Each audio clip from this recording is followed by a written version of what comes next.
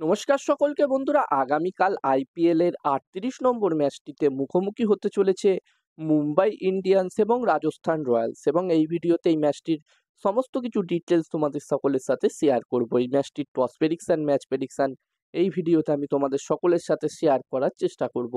যেখানে আমার বাকি প্রতিটা ভিডিওর মতোই এই ভিডিওটাও কিন্তু একদমই ছোট্ট একটি ভিডিও হবে। তোমরা কিন্তু ভিডিওটাকে একদমই স্কিপ করো না, পুরো ভিডিওটা তোমরা দেখো। এবং পুরো ভিডিওটা দেখার পরে যদি তোমাদের ভিডিওটা ভালো লাগে অবশ্যই একটা লাইক করো। আর ক্রিকেটের সব ধরনের ম্যাচ প্রেডিকশনের ভিডিও বাংলাতে দেখতে চাইলে চ্যানেলটিকে সাবস্ক্রাইব তোমরা করে নিও। এবং তোমরা যারা যারা আলাদাভাবে এই ম্যাচটির 100% winning match report, match prediction জানতে চাও, তারা অবশ্যই এই স্ক্রিনে দেওয়া হোয়াটসঅ্যাপ নাম্বারটিতে মেসেজ করতে পারো। যেখানে বন্ধুরা এই ম্যাচটি হতে চলেছে, এই ৩৮ নম্বর ম্যাচটি হতে চলেছে জয়পুরে সাওয়াই মানসিং স্টেডিয়ামে এই ম্যাচটি হবে। আর বন্ধুরা, যেখানে এই দুটি টিমের মধ্যে এই বছরের আইপিএল এ অলরেডি একটি ম্যাচ হয়ে গেছে ওয়াংখেড়েতে, মুম্বাই ইন্ডিয়ান্স এবং রাজস্থান রয়্যালস টিমের মধ্যে ১৪ নম্বর ম্যাচটি হয়েছিল কদিন আগেই। এবং ওই ম্যাচটিতে আমরা একটা একতরফা ম্যাচ দেখেছিলাম, একটা বোরিং টাইপের ম্যাচ দেখেছিলাম, যেখানে ওই ম্যাচটিতে মুম্বাই ইন্ডিয়ান্স টিম প্রথমে ব্যাটিং করে মাত্র ১২৫ রান করতে পেরেছিল। রাজস্থান রয়্যালস টিমের হয়ে ট্রেন্ট বোল্ট দুর্দান্ত বোলিং করেছিল শুরুর দিকে। এছাড়াও বার্গারও ওই ম্যাচটিতে দুর্দান্ত বোলিং করেছিল, এবং তারপরে উজবেন্দ্রা চাহালের দুর্দান্ত বোলিংয়ে ওই ম্যাচটিতে মাত্র ১২৫ রানই করতে পেরেছিল মুম্বাই ইন্ডিয়ান্স টিম। এবং এই রানটি তারা রাজস্থান রয়্যালস টিম খুবই সহজে চেসও করে দিয়েছিল, এবং ম্যাচটি তারা ৬ উইকেটে জয়লাভ করেছিল।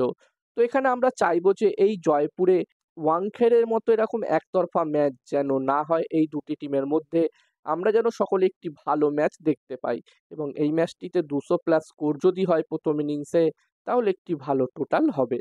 আর বন্ধুরা, যেখানে রাজস্থান রয়্যালস টিমের পারফরমেন্স নিয়ে কথা বললে এই বছরের আইপিএলে তারা কিন্তু দারুণভাবে শুরু করেছে। এখনো পর্যন্ত যেই ৭টা ম্যাচ খেলেছে, সেই ৭টা ম্যাচের মধ্যে তারা ৬টা ম্যাচ জিতে পয়েন্টস টেবিলসের একদম টপে ১ নম্বর পজিশনে আছে।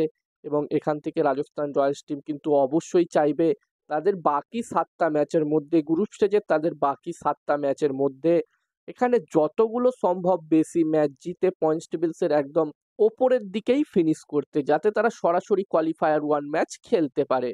অন্যদিকে মুম্বাই ইন্ডিয়ান্স টিমের কথা বললে বন্ধুরা, এই টিমটি কিন্তু এখনো পর্যন্ত ৭টা ম্যাচ খেলেছে, যার মধ্যে তারা ৩টে ম্যাচ জিতেছে, ৪টে ম্যাচ তারা হেরেছে। এবং মুম্বাই ইন্ডিয়ান্স টিম এই মুহূর্তে পয়েন্টস টেবিলসের ৬ নম্বর পজিশনে আছে। তবে বন্ধুরা, Mumbai Indians team back to back ৩টে ম্যাচ হারার পরে, শুরুর ব্যাক টু ব্যাক 3টে ম্যাচ হারার পরে তারা যে লাস্ট ৪টে ম্যাচ খেলেছে, সেই ৪টে ম্যাচের মধ্যে তারা কিন্তু ৩টে ম্যাচ এখানে জিতেছে।